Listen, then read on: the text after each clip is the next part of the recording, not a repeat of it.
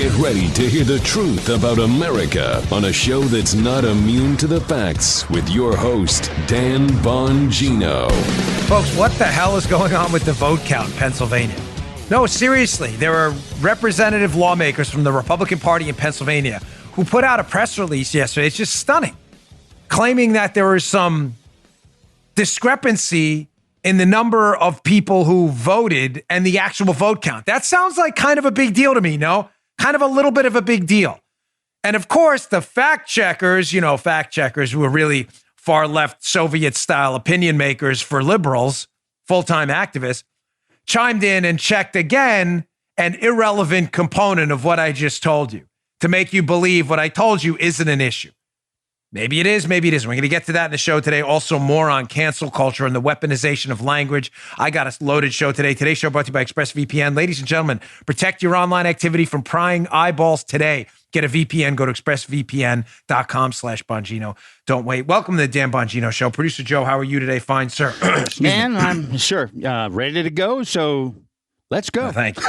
As you know, today's going to be a busy day. Today's chemo day. So if tomorrow the show, if we have the chemo hiccups, just my last one, fingers crossed. So hopefully we will avoid the chemo hiccups. Yes, but you know how that works. I can't control that, folks. All right. As you know, you hear from them every day at the beginning of the show. Today's show brought to you by ExpressVPN. Does it make sense that the same company who controls half of online retail also passively eavesdrops on your private conversations at home? Of course, it does not. That should scare you. What about the idea that a single company controls 90% of internet searches, runs your email service, gets to track everything you do on your smartphone, huh? Big tech is more powerful than most countries are, and they profit by exploiting your personal data. It's time to put a layer of protection between your online activity and these tech juggernauts, and that's why I use ExpressVPN right here. Think about how much of your life is on the internet. Sadly, every site you visit, video you watch, message you send gets tracked and data mined. But when you run ExpressVPN on your device, the software hides your IP address, something big tech can use to personally identify you. ExpressVPN makes your activity harder to trace and sell to advertisers. It encrypts 100% of your internet data, keeps you safe from hackers and eavesdroppers on your network. What a deal. ExpressVPN does all this without slowing your connection. That's why it's rated the #1 VPN service by CNET and Wired. We love most about it how easy it is to use. I'm not that tech savvy. You just download the app on your phone, your computer. Also, tap one button, you're protected. Stop handing over your personal data to big tech monopoly. It minds your activity and sells your information. Protect yourself today with the VPN I trust to keep me safe online. Visit expressvpn.com/Bongino. That's expressvpn.com/Bongino and get 3 extra months free. Go to expressvpn.com/Bongino now to learn more. All right, Joe, let's go. There it is. So these Republican lawmakers in Pennsylvania, not Texas, put out a press release yesterday with some pretty astonishing data. Is it evidence of voter fraud? I don't know. Does it look pretty suspicious? It does. Do you think an independent media, we're talking about the media in the United States here. If we had an independent media, you think they'd be curious. But showing you again, how just like we discussed yesterday with the fact checkers, their real role is to be the Pravda Soviets in the media. What do?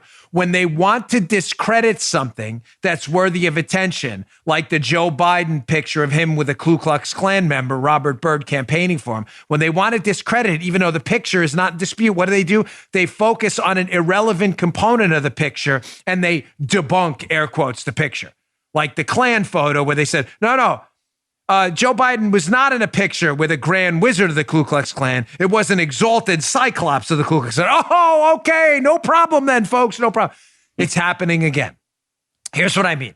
So this press release was issued yesterday by a representative, Russ Diamond from Pennsylvania.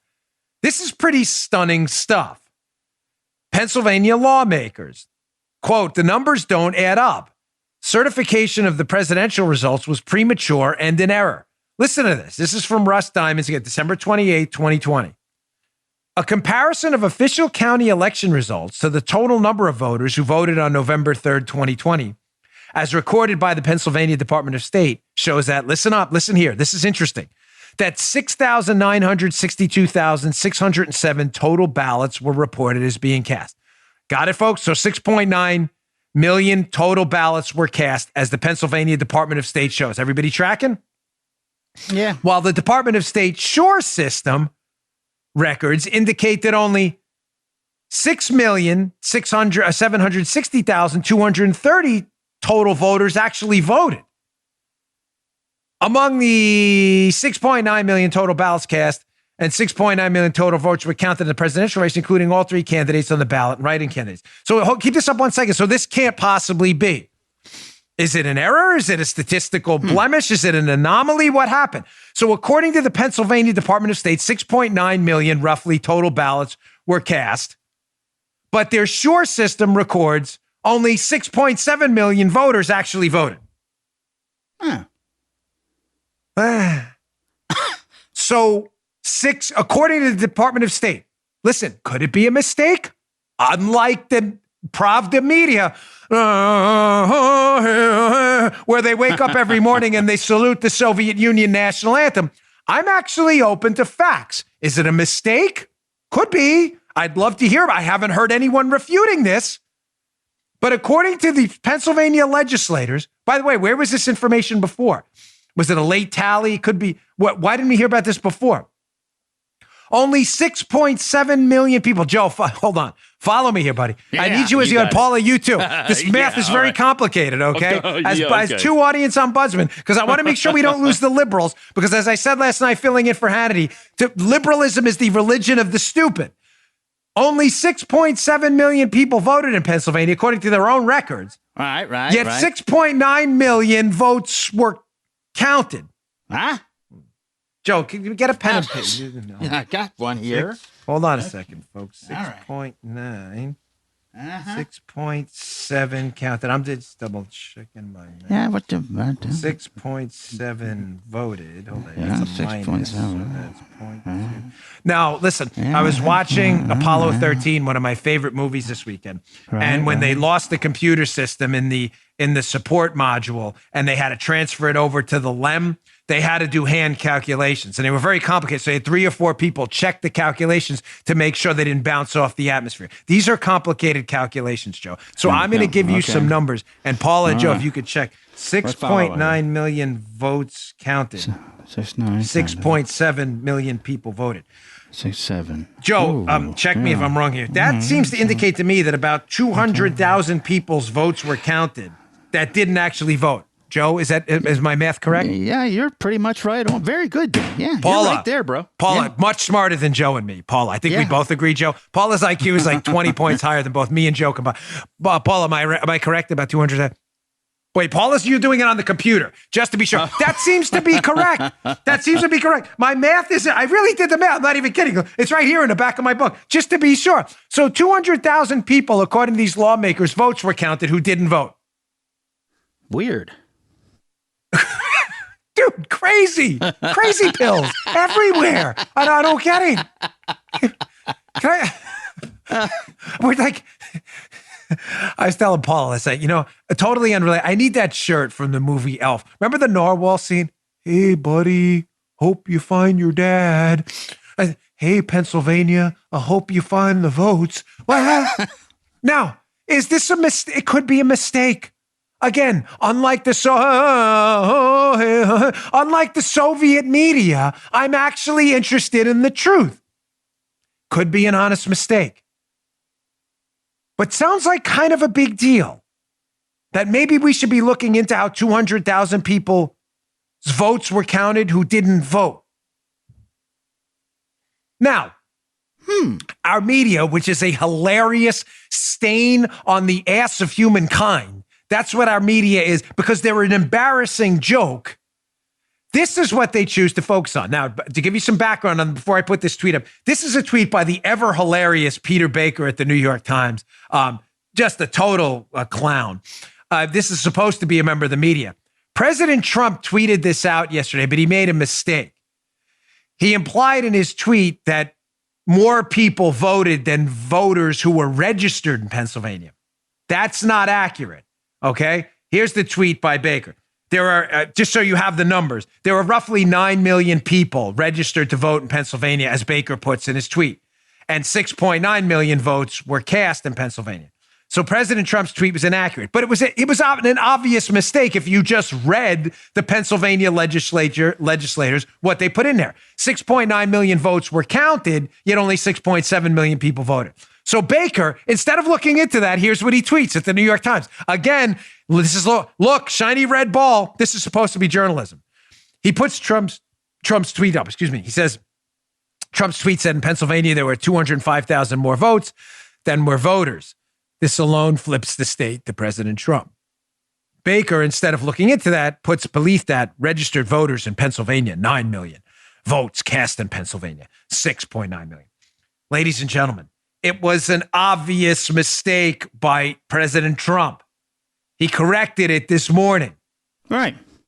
You would think the media would say, my gosh, that sounds really weird that 200,000 more votes were counted than people who voted. No. That's not the media's job. Baker's initial response and others, rather than looking into the story, I don't know if he's done it subsequently, but looking into the story is to tweet a shot to try to wreck President Trump, REKT. That's what they want to do. Instead of doing what we're doing, covering this honestly, acknowledging it could be an honest mistake, it may not be. Acknowledging both sides, which we always do, and we've done from the beginning in this election. That's what's called reporting. Baker doesn't seem interested in that. He seems interested in attacking President Trump with a fake fact check and ignoring the reality of what these Pennsylvania lawmakers had to say. Folks, if anyone has an explanation for this, I'm open to it. The only thing I can possibly think of, if there was an innocent explanation, is that the county data and the state data don't marry up through this SURE system. Maybe there was some input error. I don't know. But the fact that 6.9 million votes were counted, yet only 6.7 million people showed up to vote, seems like it would be worth looking into. Of course, we have to clean up the mess left by the media at all times. It's really disgusting. All right, I will follow up on that story if I get to the bottom of it, innocent explanation or not. Obviously, if not, that's going to be a really big deal. But we should have answers on this, hopefully today. Huge story. On a lighter note, before I move on to the cancel culture stories, which have been dominating the media landscape over the last few days after that awful story we covered yesterday about this young lady who made a video on TikTok, you dropped a racial slur while copying a rap song, and it was now life has been ruined by this other buffoon. Cancel culture stories, but everywhere. But I want to get deeper into that today because yesterday's show did really well and people seem really interested about what the deeper component of why it is what it is. But before I get to that, I want to get to this just tweet on kind of a hilarious note. Again, not to double down on the pathetic media. We all know how grotesque they are, the Soviet worshipers in our media, the Pravda. But I saw this on a Twitter this morning. This is Newsweek's WACA reporter, the White House press pool reporter. That's the White House communication agency. Dropping back into old security mode. The White House press pool. Here's one of their members, Elizabeth Crisp, who tweeted this morning, "Cry me an ocean, Liz. Cry, not a river. Cry me an ocean." She says, "Oh my gosh, it's nearly 2 a.m. and Trump is tweeting and retweeting about Congress. White House pool reporters stationed with him have a call time in less than 6 hours. Often early morning call time indicates golf plans." Cry me the Pacific Ocean, Liz Crisp. She's so upset. She has one of the greatest jobs in the media, to be a member of the press pool. Now, in my prior line of work, as you well know, I dealt with the press pool every day. It's this group of maybe 12 to 20-something reporters from all the reporters all over the country. These are the ones selected by their respective journalistic entities to represent the press that day. And they get what's called a pool feed, where they feed out from the pool to all the agencies. And what do they do there? They do it because you don't want 60,000 members of the press following the president around every day in a motorcade 7 miles long. So the press in general picks a pool that rotates each day, and members from AP, Reuters, Fox, CNN, they all rotate in and out and have members. Some have permanent seats, some don't. So Newsweek, she has this great job and she's whining because, the call time is early and President Trump is tweeting late at night. Cry me an ocean. How do you do it? How do you hack it? I just don't know. Our military people overseas wake up at 6 a.m. to go kill the bad guys and stuff. But gosh, you had to get up. Now, what happens with the call time? Just a little inside baseball. If the president's going to go golfing in the morning and the motorcade's going to leave at 7 o'clock in the morning, the press has to get up earlier than that for the call time because they have to have their equipment swept before they can get in the motorcade. So your cameras, your microphones, all of that stuff to make sure it doesn't have any explosives in it or weapons, you have to bring it down to, it's not like inside baseball secrets, folks. We show the press it every day. You go down to like a ballroom in the hotel, wherever it is, there's EOD dogs, explosives detection dogs, and there's our guys. We look at the equipment, make sure there's no, then an agent stays with them, everything's secure, you get to go in the motorcade. Really sorry you had to get up at 6 a.m. By the way, hat tip to the Secret Service agents, military guys, and even the EOD dogs who have to get up even earlier than 6 a.m. to prepare for the sweep. Cry us all a river, Liz Crisp. Sorry. Do your job. Do your job. And by do your job, I mean, maybe look into this Pennsylvania story.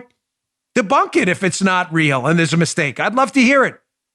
Waiting to hear from you, Liz. I'm sure we'll hear nothing from you about this. So maybe send it to me on email. Email's on the website. We'd love to hear your thoughts on it. They won't. All right. Moving on. I saw a really wonderful story by, you ever seen Victor Davis Hanson on cable news, Fox or Newsmax or elsewhere? If you haven't, I interviewed him once when I used to guest host on radio at WMAL in Washington, D.C. And this is one of the most brilliant thinkers we have out there right now. If you are missing the works and the musings of Victor Davis Hanson, then I feel for you. Look him up. I think this is his last piece at National Review, but ladies and gentlemen, it is a good one in light of what's going on. We covered yesterday in a block this growing threat of cancel culture in our society and what it's really about. And we covered two stories. The canceling of now classics in literature, how there are these liberal activist Soviet school districts who are now trying to wipe clean from history Homer's Odyssey, The Scarlet Letter by Hawthorne, all these classic works of literature, because I mean, I don't even know what it's because. It's some stupid woke reason that I don't practice wokeism. So it's just dumb, kind of like why they canceled Mark Twain for historical use of the N-word in the books. Folks, how are we going to learn about what happened in history? Again, as I said yesterday, if we're constantly trying to put lipstick on it and sanitize it. I never got that. I don't understand the illogic of the left. I confronted Darryl Parks about it, filling in for Hannity last night, who is a man of the left. How it doesn't make sense. How we're simultaneously sanitizing history by exposing it. Let's expose, the failings of the Scarlet Letter book, and then let's expose it for everyone to see, and then delete it. It doesn't make any sense. It's illogical. But the left's craving for cancel culture is a power movement. It's not based in logic or reason. The rules don't make sense. Think about it. This 15-year-old girl who records a video and drops the N-word in it by memeing a rap song, she's to be canceled for life, and the New York Times almost celebrates it. But Joe Biden, again, who marches at a rally with a known Ku Klux Klan member, he's allowed to apologize for it, but the girl isn't. Of course, that's not based in reason or logic. It's the definition of insanity. But because Joe Biden is a man of the left, everything's A-okay. Well, Victor Davis Hanson has a piece about this that's really good. It'll be in my newsletter, bongino.com/newsletter, also known as the show notes. Please subscribe today. We picked the best articles out there for you, and this one's worth your time. Because of it's a little lengthy, but it is worth it. I covered just a few highlights from it. The piece is called A Guide to Woke Speak by the great Victor Davis Hanson. What he's trying to get at in the core of the piece is something you absolutely have to understand, how the weaponization of our language by the left is used for a very specific tactical purpose. You'll never know how to defeat the left if you don't understand their tactics. And their battle tactics around language and wokeism are this. They use language as a tactical weapon to create millions of new public enemies that enemies, air quotes, that they're going to defend you against. The left can't win on their ideas because their ideas are devoid of logic. Give us your money. We can spend it better than you. That doesn't make any sense. Turn over your healthcare to us. We know more about your healthcare than you do. Huh? How the hell do you know that? That's ridiculous. School choice. We know better about the school your kids should go to than you do as parents. That's idiocy. So the left understands, and you need to understand the left, that their ideas are dumb and make no sense. So the only way to get you to vote for them and support their quest for power is to make you believe that they are protecting you against some unknown enemy that they're going to create, some non-existent enemy they're going to create. So in order to create an enemy, they have to fabricate the enemy. They didn't have to do that during the time of slavery and civil rights and Jim Crow. By the way, that was largely a Republican fight. The Democrats were the Dixiecrats, but that's a whole different. But having said that, they didn't have that enemy was there. Slavery and Jim Crow were real, persistent, sadly, evils in our society. Didn't have to be created. And racism unquestionably still exists. Only an idiot would say otherwise. The question isn't, does racism exist or not? The answer is obvious. Of course it does. The question is it a systemic problem that requires a systemic response? The answer, ladies and gentlemen, is not supported by any data. So they have to create an enemy. Getting back to my initial point, how do you create the enemy? By constantly changing the language. And anybody who opposes to changing the language is that enemy you're about to create and is to be combated be fought against at any given moment. And the left's telling you they're their ally in the fight. They do it every time. But you know what? I have to give this example again. I'm sorry. I know my regular listeners have heard it 1,000 times, but when I used to be on the radio, I was on the same radio station, WMAL one time. And that morning, before I went on hosting the morning show, there was a story that came out that suggested that the activist lobby was suggesting now that the use of the word either homosexual or gay, and I forget which one, showing you how much, I don't even remember that, but the use of one of those words was now going to be considered homophobic. Notice the now. You can't refer to people who are either gay as homosexual or homosexual as gay, and I forget the order it was in, but one of those words was randomly declared on that day to be homophobic. Now, if you didn't get the memo and you said that on the radio, you were now the new enemy. Oh my gosh, look, that's homophobic. He said the word gay. I'm not kidding. I remember it. I said, we talked about it on the radio that day, how this is how the left weaponizes language. They create new words and create new categories surrounding words. Here's Victor's first example in this story about the weaponizing of language and wokeism to create new public enemies. And it's a good one. Folks, here's the new buzz term, anti-racism. So now, because leave this up for a second, how they're having such a tough time in the left finding enough racists to tell minority voters they're going to protect them against, because it's not the systemic problem they want you to believe it is. Thankfully, it's an isolated abnormality and a real serious problem, but in isolation, it's not systemic as they want you to believe. So now they had to change the term to anti-racism. And Victor Hansen says, anti-racism is a useful salvo for students, teachers, administrators, public employees, political appointees, and media personnel to use preemptively to declare from the start, that you're working for anti-racism. And in here, this is important. And then anyone who disagrees with you, therefore, must be racist, or antithetically, pro-racism. Oddly, such woke speak anti-adjectives denote opposition to something that no one claims to be for. For each proclaimed anti-racist, anti-imperialist, or anti-colonialist, there's almost no one who wishes to be a racist or a colonialist or an imperialist. Listen to this last sentence. These villains mostly come to life only through the use of their anti-adjectives. Bingo, ding, ding. Was tempted to hit the Kenny Bell that time. You can even see the Kenny Bell popping in the photo there. You see that? These villains are created. They're created out of thin air. When you can't find enough racists, thankfully, to make the case that society is systemically racist. Everyone hates you if you're a minority. And we as liberals, because our policies suck, you should vote for us because we're going to protect you against the horde of racists out there. When you can't find enough examples to make your case, what do? You just create them. So the new buzz term on the left is anti-racism. And if you are not, Joe, an active anti-racist, you are in fact a racist.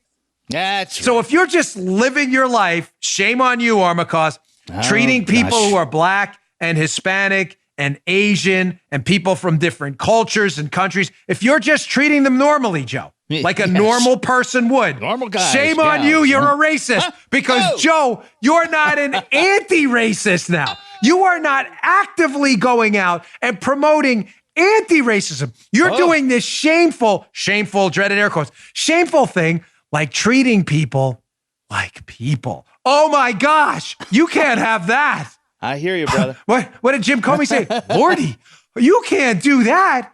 If you're not an active anti-racist, you are in fact a racist.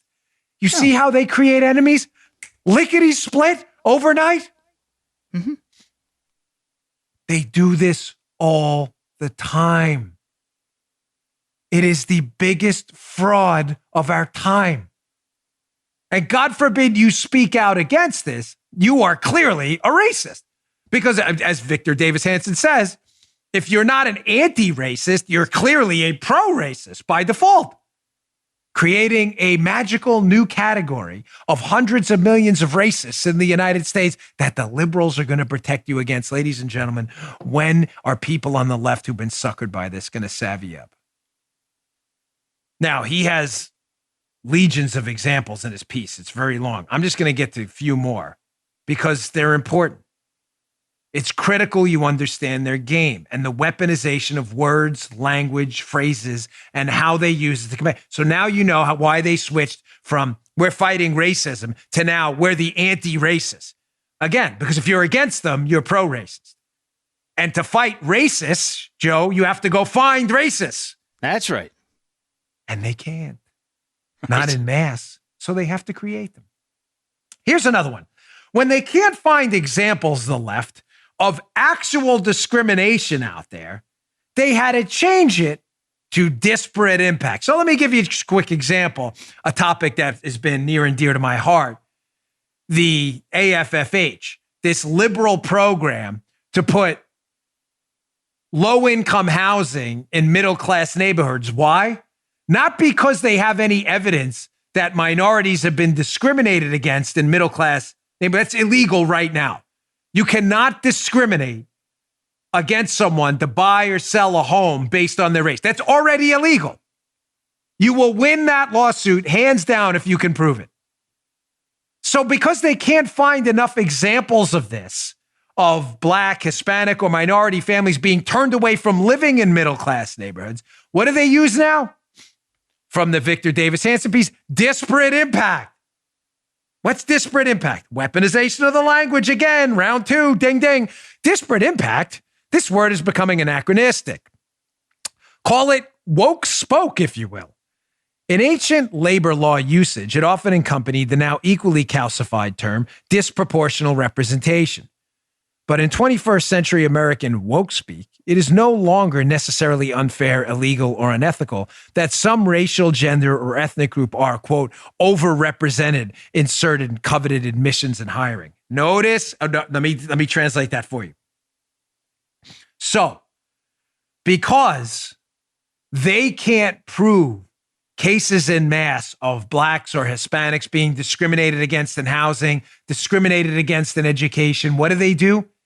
They use overrepresentation figures. Follow me here, Armacost. So they'll go to a neighborhood, and because they don't like the racial composition of that neighborhood, they'll say, well, clearly there was some racism here.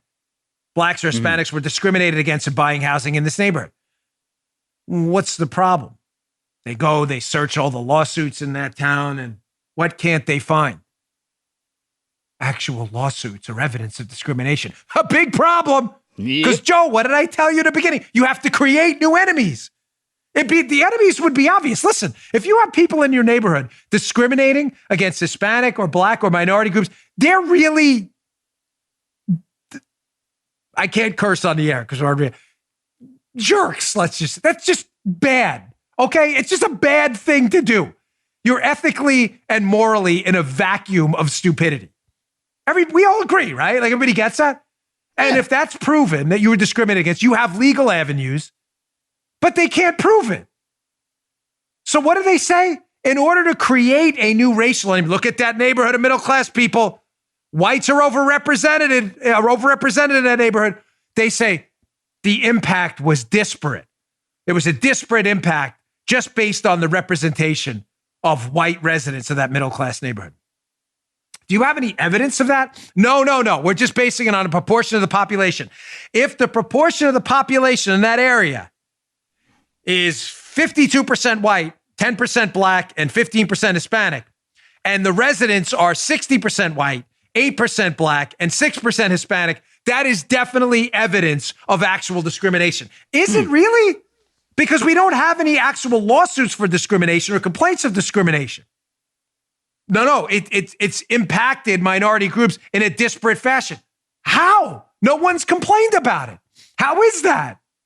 But notice what Victor Davis Hanson throws in the end, which is absolutely brilliant, how nobody uses that same formula when it comes to athletics or college admissions or anything else. Kind of weird, Joe, right? Huh, yeah. How you go to a neighborhood, you have zero evidence of discrimination at all, and you say it's overrepresented by whites. But when it comes to athletics that are overrepresented, air quotes, by people who happen to be Black, why does no one claim discrimination? The NFL, Major League Baseball, the NBA. Why? When people go to the university, the university system and these woke universities, some of which are actively discriminating against Asian Americans, because as a cohort, they perform exceptionally well on some tests measured as a cohort. Why does nobody bring that up then, that Asian Americans are underrepresented? Because they are, relative to their collective scores on standardized tests. Why does nobody bring that up? Because it's not a serious argument. You want me to debunk it right now for you? I will use the great, legendary Thomas Sowell. Sorry, I don't have a video for this one. I'm just going to have to summarize what he said. He had his book about one of his economics books I just read. It was great. All his books are great. Everyone. But when you pick a random assortment of people and you can't find evidence of discrimination, but then you just use the random assortment as evidence of discrimination you can't find, you leave out the fact, Joe, this is bold, get ready for it, that people don't assort or make life decisions, assort themselves randomly. In other words, if you pick a neighborhood, some random neighborhood, and you say, oh, it's overrepresented by white folks, you're leaving out the fact that that's not some random collection of people. They weren't picked randomly out of the phone book and told to move to the neighborhood. Everyone had different motivations. Right. Why did I move there? Why did someone else move there? Why did my next door neighbor in my old neighborhood who was Cuban move there? Who knows? I never asked them. People don't distribute themselves randomly. They don't distribute themselves randomly in the NFL. People who get in the NFL are not selected randomly out of the phone book, folks. They're selected based on their talents to play a position. Oh my gosh, what a crazy idea. People who find themselves in college disproportionately Black and Hispanic in higher numbers, overrepresented in some colleges, are not there randomly. They're there because they applied and the college applied some evaluation to get those students into the college. It's not random. So picking a random sample of people who aren't there randomly is the definition of stupid. But liberals fall for it because liberalism is the religion of the stupid.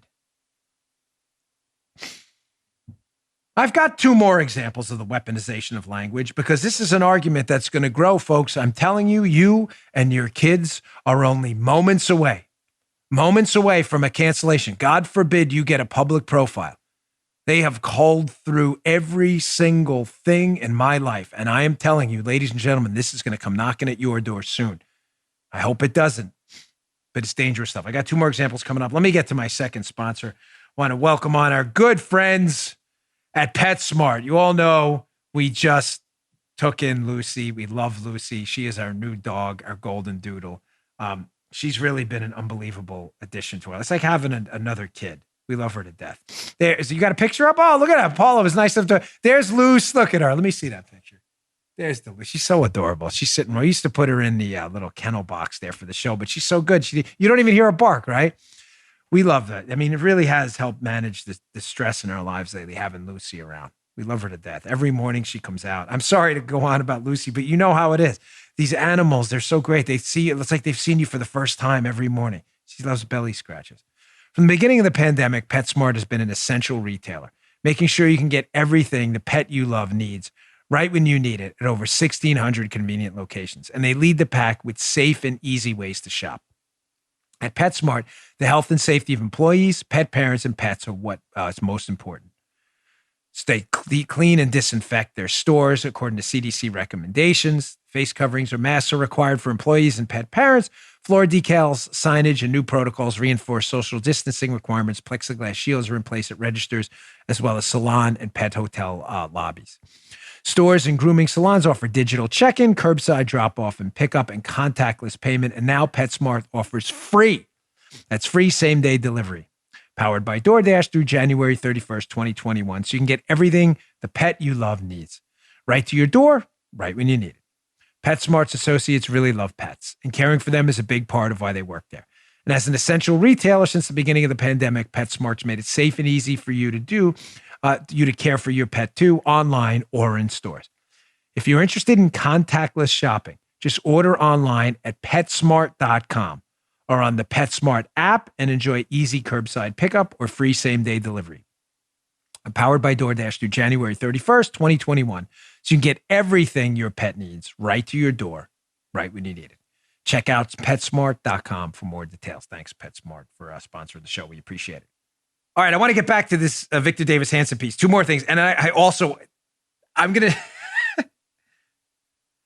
Don't go anywhere. Have you seen the Hilarious Baldwin story? Hilarious Baldwin. Her name's Hilaria. Actually, her name's not even Hilaria. It's Hillary. Hillary, Hilaria, hilarious. Do not go anywhere. If you haven't heard it yet, I rarely cover stuff like this. Joe, stop, don't even laugh. Because Joe, I'm sorry. It ties right into this. It's Hilarious Baldwin. All right, let's finish up on a serious note from the Victor Davis Hanson piece. Here's 2 more weaponization of the language, again, to create new public enemies that the left is going to help you fight against, allegedly. From the Victor Davis Hanson piece, here's a new word about cultural appropriation. Here are the rules, folks. New rules. This is a new word. For non-African Americans, dreadlocks or playing jazz are cultural appropriations. Yet dyeing darker hair blonde is not. A black opera soprano is hardly a cultural appropriationist. Wearing a poncho, if one is a non-Mexican American citizen, is cultural theft, folks. A Mexican American citizen wearing a tuxedo, of course it isn't. Here's the kicker. How do we know when we get to cultural appropriation, folks? Back to the piece. Only a trained cultural appropriationist, Joe, can determine such felonies through a variety of benchmarks. Usually the crime of cultural appropriation is defined as appropriation by a victimizing majority from a victimized minority. Acceptable appropriation is a victimized minority appropriating from a victimizing majority. If Paula's like, what the hell is going on? A secondary exegesis would add that only the theft of the valuable culture of the minority is a felony, while the occasional use of the dross of the majority is not. Folks, if you're struggling to, like, what Hades is this? So's everyone else. Yes. What did I tell you? This is not about logic. Cancel culture and the left's weaponization of the language to create new enemies they're allegedly going to help you fight against because they don't exist is about power because they're losers. They don't have power through economic success or getting elected to office and winning nationally, winning people's hearts and minds. So what do? They use cancel cultures. It's not logical. How do we know that? Because he just pointed this out. So just to be clear, if you wear a poncho and you're not Mexican American, you are guilty by, and who says this, Joe? The trained cultural appropriationists. Is that even a thing? Jeez, apparently it is. Louise. Is that not power? Listen, I covered this yesterday. Clearly the trained cultural appropriationist couldn't get a real job. An accountant, a lawyer, a police officer, a military officer, an enlisted person. But he couldn't get a real job, create a company, create a tech platform, because they don't have any real talents. So they will never obtain power and authority through merit and a meritocracy because they're losers. So they find themselves obtaining power and declaring themselves cultural appropriationists, whether de facto or de jure. And now they have power. They find a picture of Joe Armacost when he was playing with his rock band in the 60s and 70s. They find Joe in a poncho. Oh my gosh, he better be canceled from the Dan Bongino Show. He clearly appropriated Mexican culture. And you're like, wait, what?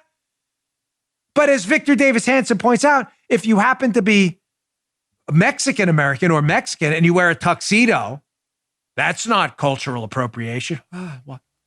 Are those rules? Because those rules don't seem to make sense.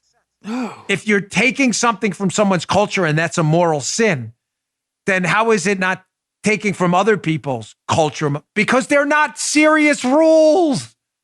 They're power plays by losers who only get power through weaponization of language, identity politics, and cancel culture. They can't get power through traditional means because they're losers. You want to see another group of people who've unbelievably not only come into power, but are running companies these days. What are you talking about? The CEO, the COO, the CFO? No, I'm not talking about any of that. These are the people who really run companies, the diversity czars. From Victor Davis Hanson, last part from this piece. Diversity, equity, and inclusion. This triad is almost always used in corporate, professional, and academic administrative titles, such as in the dean, director, or provost, Joe, of diversity, equity, and inclusion. These are valuable positions, folks. Known more commonly by their familiar abbreviated sobriquets of diversity czars, these are such coveted billets that they're usually immune from budget cuts and economic belt-tightening. Fire the CEO, but don't you dare get rid of the diversity czar. Often such newly created czar positions are subsidized in times of protests and financial duress by increasing the reliance on exploited part-time or low-paid workers by either cutting or freezing their hours, benefits, or salaries. So the logic, dreaded air quotes, the logic of the left, which is totally illogical, is this. Let's pay 6 and sometimes 7 figures to a diversity czar in our company, immune from any budget cuts, while we fire the people who are actually doing the work at the lower end of the income scale while claiming to fight and champion for lower income folks and minority folks. And to the left, this makes perfect sense. Pay 7 and 6, high 6 figures to your diversity czar while firing the people actually doing the work who aren't making a 10th or 100th of that. To the left, this makes perfect sense. Perfect sense. They are the last people to go. And shame on the cowards in corporate America doing this too. Now, I had to lead up with that expose on cancel culture using Victor's piece because it explains perfectly. And I avoid these stories like the plague because you've seen so much of it. And I really don't like the pile-on. I don't. People do stupid stuff. A lot of people are just dumb. I mean, and most of those people happen to be liberals. The overwhelming majority of dumb people are, in fact, liberal, because to be a liberal requires you to lose logic and reason and your ability to think. So by nature, tautologically, only stupid people would be liberals. So I don't like to pile on, but this story, I'm sorry, was just too good to pass up. Even Paul loved it. Look at the New York Post. So, you know the actor Alec Baldwin, the guy who's always yelling at people and stuff? I mean, listen, I got a bad temper too, so who am I to say? But he's beat me. I've got like 4 or 5 total temper tantrums. He's got like 22. So Alec Baldwin, the infamous actor, is married to a woman by the name of Hilaria Baldwin. Why am I laughing? Because that's not actually her name. Look at this New York Post article, be on my newsletter today, bongino.com/newsletter. It's not just her name. Hilaria Baldwin's entire life is a fake, by Maureen Callahan at the New York Post. So what's the deal with this? By the way, quick story about Alec Baldwin. This is not a very bright guy. I sat next to him once when I was in my prior line of work doing a detail for Hillary Clinton at the U.S. Open, at the U.S. Open tennis tour. I'm sitting there watching Hillary Clinton. He sits right next to me. It's in a photo that was in the Newsday. And he looks at my watch and he says, "Hey, is that a Monando?" What the hell's a Monando? You mean a Movado? It was like a cheap Movado. A Monando? Just don't say anything, dude. What's a Monando? Is that even a watch? This is not a Monando. It's a Vincero. And there is no Monando. I don't know what a Monando is. This is not a smart guy, Mr. Monando. But he married a woman who apparently is not that bright either, because she's been telling people forever that she has some kind of Spanish culture. She was born in Mallorca, Spain, and her name is Hilaria Baldwin. Hilaria. Now, my wife is actually Colombian, from Colombia, is a native Spanish speaker first, and I promise you, she has never in her life said, "Dan, my name is Paolita." But she's never said that. Matter of fact, when I first met her, she was no, remember this, Paula? She did say, we had this conversation because she said to me, in Colombia, a lot of people say Paola, and here it's just Paula. It's the Anglicized version. But she's right. That's actually but that's her name. She never faked it. She never said it's Paolitismio Ito, but she never faked her name. Why? Because my wife's a normal person. But apparently, Hilarious Baldwin, who goes by Hilaria, her actual name, Joe,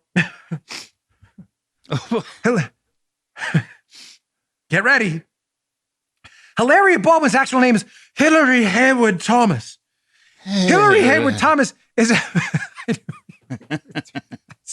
I knew you were going to... I've known you so long. It was just... There's the bun. I knew it. So Hilaria Baldwin's real name is Hillary Haywood Thomas. She is not, in fact, from Mallorca, Spain. She was born in Cambridge, Massachusetts, I guess, and went to school in Cambridge, Massachusetts. This is very lovey, Thurston Howley from Gilligan's Island for all the young ones. Now, Hillary Haywood Thomas, who goes by Hilarious Baldwin or Hilaria Baldwin, here is a video of, she now admits she is, quote, a white girl. Her words, not mine. She admits that in an Instagram video. Thanks. I really don't care. I'm going to explain to you why she did this in a minute in relationship to the Victor Davis Hanson article, so we don't just do what everybody in the news does and just regurgitate. I've heard the Hillary Ball. No, there's a reason behind this, I promise. But we do need a little humor because this story is unintentionally hilarious. Here is a video from, what is it, the Today Show or something? Of Hilaria Hillary Hayward Thomas Baldwin on the Today Show or something, doing like a cooking segment. Keep in mind, this woman is as white out on paper. Her name is Hillary Hayward Thomas. Here is her faking a Spanish accent and pretending to not know how to say cucumber in English. This is real. It's not a joke. Check this out. Very few ingredients. We have tomatoes. We have how do you say it? Cucumbers. We have red. How you say in English? Now, what is she doing? I know the stunt she pulled. Yeah. My friend Andy from growing up, he was all about stunts. That was his thing. Stunts. This kid was all about, I'm not talking about Evel Knievel stunts. I'm talking about screwing you over stunts. The kid was all about stunts. Here's the stunt she pulls here. Hilarious Baldwin. If you've ever been around like I have, because my wife is actually Colombian, like 100% Colombian, like all Colombian, native Spanish speaker Colombian, actually born in Colombia. And there till she was, how long? 11. I always say 9. Let's stay with 9 because I've stuck with that story forever and I always mess it up. She says 11. I'm saying 9. Okay? With my mother-in-law, who I love dearly, learned English later in life. My wife learned it around 11 when she came here. So my wife, if you've ever met her, has no accent in either language. She speaks perfectly fluent English, perfectly fluent Spanish. She is as bilingual gets. 100%. My mother-in-law is not as bilingual. She learned English later in life with a lot of flaws. And when Spanish speakers learn English, like anyone who learns a foreign language, the first thing they do is they don't think in pictures. They translate from the language they know. I speak Spanish terribly, by the way, so what I do is I translate. So when I see a computer, if I'm thinking in English, you say computer. In my head, I have my computer. If I want to translate that to Spanish, the first thing I do is I take the English word and I translate it in my head rather than thinking in pictures. If you know another language, you know exactly what I'm talking about. You translate first before you become fluent. The direct translation of como se dice, which in Spanish is how do you say something? Como se dice, and in whatever you want to. So it's como se. The literal translation is how you say, or how would one say? Como se dice. So when Spanish speakers who learn later in life, like my mother-in-law, want to know how to say something in English, sometimes she'll still say, she doesn't do it much anymore. Now she knows it. Instead of how do you say, she says how you say. Hilaria Baldwin must have spent some time around Spanish speakers who learned English and picked that up. And can you play that again? And incorporated it to try to pretend she was a Spanish speaker who had learned English. Play it again. Listen to how she does it. Very few ingredients. We have tomatoes. We have, how do you say it? Cucumbers. We have red. How you say in English? It's a stunt. And a bad one. It gets even worse on the Hilaria Baldwin front. Hillary Hayward Thomas Baldwin.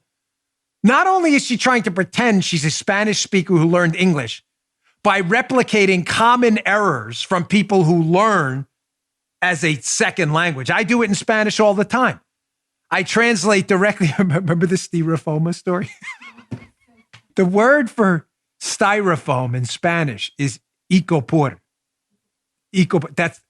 I'm in Colombia, not with my wife. I'm doing a protection mission with Jenna Bush. And we were on a boat and we needed a cooler for water. So I didn't know how to say it. So I said, the case, the what's the box? Caja? Is that right? I'm like, out of styrofoam. Everybody started laughing. Everybody was like, what an idiot, styrofoam. But that's what you do. You just try to translate stuff. I didn't know I just made it up. She's just making this up because she heard it from someone. This gets better. Here's another video of her. She's on a podcast claiming, now notice how she's muted the Spanish accent a little bit. She's kind of lost that. Claiming she moved here at 19 from Spain. Check this out. I moved here when I was 19 to go to NYU. And from my family lives in Spain. They live in Mallorca. Okay. Mm-hmm. So yeah, that would make sense. You wouldn't know the pop culture I know no pop culture anywhere. Now I'm better, but I knew no pop culture. So she moved here 19. She had no idea who Alec Baldwin was because she doesn't know pop culture, except for the fact that she's Hillary Hayward Thomas from Cambridge, Massachusetts. I love this line when you meet famous people. And they cover it in that New York Post piece, by the way. Apparently her first line to Alec Baldwin, probably in a Spanish accent, was, how you say, I don't know who you are. Her first line to Alec Baldwin was, and you do what? She knew exactly who he was. She was trying to pretend to be someone else. Okay, why?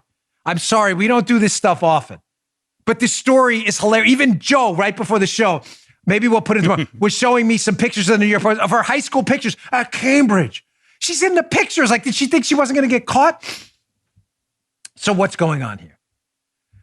Folks, there's two reasons here people do things like this. One, it's a byproduct of our cancel culture and where we live now and the power of victimization. Remember, the left needs to create new enemies to act like they're the protectors. And if you are the protectors of this new class of enemies, people who use the wrong words, then you are exalted. You gain exalted status. So number one, there's safety in this. My wife joked about it yesterday. She's actually Colombian. She's like, oh, I guess I'm safe then. There's safety in it. If you are a minority and a victimized class, even though nobody can prove you've been victimized, some people can. There are cases, obviously, again, of racism. But even if you've suffered no noticeable racism that has impacted you deeply outside of some stupidity in your entire life, by claiming that status falsely, that you have some Spanish heritage, you are then in a protected class. And because the left's theory, which is illogical, that racism requires power. So therefore, if you're in a minority group, you can't be racist, gives you a level of protection. So if you happen to be black or Hispanic and you use words, epithets for white people, you all know what they are. We don't need to repeat them on the show. You've heard them. Right. There are epithets for white people. That can't be racist because you're a minority group. And according to the left's logic or illogic, you have no power. So that can't be. It's racist by definition. You're judging someone who's white harshly by using an epithet because of their skin color. But no, according to the left's perverse definition of racism, if you're a minority, you have no power, so you can never be racist. Ladies and gentlemen, can you imagine the safety in that? You will never be subjected to cancel culture as Hilaria Baldwin because you're a minority from Spain. Can you imagine the safety and security? Oh my gosh. I'm not kidding. You can never be accused of racism in your entire life and be canceled. Wow. That's a lot of power. But what's the second reason she probably did what she did, like others have? Because she's not the only example. Rachel Dolezal, Jessica Krug, the examples are everywhere. There's status in it. Think about how powerful it is to falsely claim you're a member of a minority group. Number one, you're safe your entire life from charges of racism. As long as you're not a conservative, then they'll just throw the rules out. But secondly, you gain exalted status because you are not only a victim as a condition of being a minority, but if you were then an anti-racist out there calling out everyone else as racist, you gain exalted status as a warrior of the cancel culture left. I'm not joking. Why would you not do that? You're safe from any charges of cancel culture while becoming a lieutenant in the cancel culture movement, getting promoted in the cancel culture movement and gaining exalted status. Frankly, folks, I'm stunned more people in Hollywood don't do this. I'm actually stunned that the whitest white folks out there, Jessica Chastain and others, don't randomly just say, hey, yeah, I'm black or Hispanic. Why wouldn't you? Candidly, this was a stupid decision. Do you blame her? Probably thought she'd never get caught. Sad stuff, folks. All right, I had so much more to get to. You know what? Should we cover this one? Let me see. Do I got something we can cover quick here? I'm sorry to skip ahead. Yeah, one more. Can we do the red state story? Because this other stuff I'm going to have to hold for tomorrow. I got really good stuff for tomorrow. Let me just give you a tease for tomorrow. Cancel culture and coronavirus and science. What? I don't want to explain too much. And I warned you. I got a story for tomorrow. I was going to cover it today, but it's going to take a while. I warned you, did I not, Joe, for years now about the threat of digital currency taking out paper circulation and negative interest rates. If you're like, what? That sounds really weird. No. Trust me, you're going to love this story about what I warned you. It's in an article what China's doing right now. Let me get to this red state story last, because you know I love attacking the tech tyrants' monopoly on our minds. Finally, there's a country doing something about this tech tyranny. This story will be up in the newsletter today. Again, bongino.com/newsletter. Check it out. By the great folks at Red State. Mike Miller. Poland just stopped big tech censorship in its tracks with a single shot. We could do the same. Poland leading the way here. What happened? Folks, many of you sadly out there, you know, obviously I'm an investor in Parler and Rumble. Disclosure I have to do. It's just appropriate. But you know Twitter, Facebook, and others will either fact check or kick you off the platforms if you, God forbid, speak outside of the leftist coded language and cancel culture rules. What if there was a way to sue them every time they took that? Oh my gosh, that would be absolutely crazy. Poland's doing this right now. Check this out. Not a joke. This is from Red State. So the justice minister in Poland, quote, announced the legal initiative earlier this month aimed at enabling internet users to file complaints against the removal of online posts, as well as the creation of a special court for freedom of speech. Here it goes. From this other piece, under its provision, social media services will not be allowed to remove content or block accounts if the content on them does not break Polish law. Wow, genius. In the event of a removal or blockage, a complaint can be sent to the platform, which has 24 hours to consider it.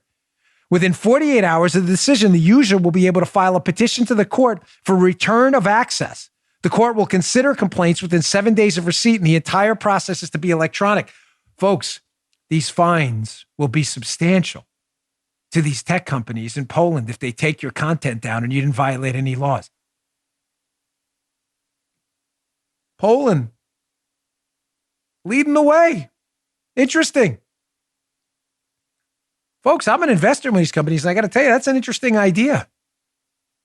If you're not breaking any laws and these companies discriminate against you by pulling down your posts because the language is offensive, a lot of language is offensive. People do offensive things all the time, like copying a Spanish accent, trying to say, how you say? That's kind of offensive, no? You don't see me calling for Hilarious Baldwin to be pulled down from Instagram or anything, do you? Stupidity is a part of life. There's stupid people everywhere. We should learn from them. That's an interesting idea. Read the piece. It's really good. Red State up in our newsletter today. All right, folks, thanks again for tuning in. Please subscribe to my video show. We're almost at 1 million subscribers, unbelievably, on Rumble, rumble.com/Bongino. I ask that you watch there, not on YouTube. Let's not enrich the tech tyrants. They're trying to hurt us. Rumble.com/Bongino. The view counts are going crazy over there. And also, please get your morning news from BonginoReport.com. BonginoReport.com. It is your alternative to Drudge. We aggregate the best conservative news stories of the day. We got people working on it 24 hours a day. The traffic's been through the roof. We really appreciate your support. Thanks for tuning in. I will see you all, hopefully without the hiccups.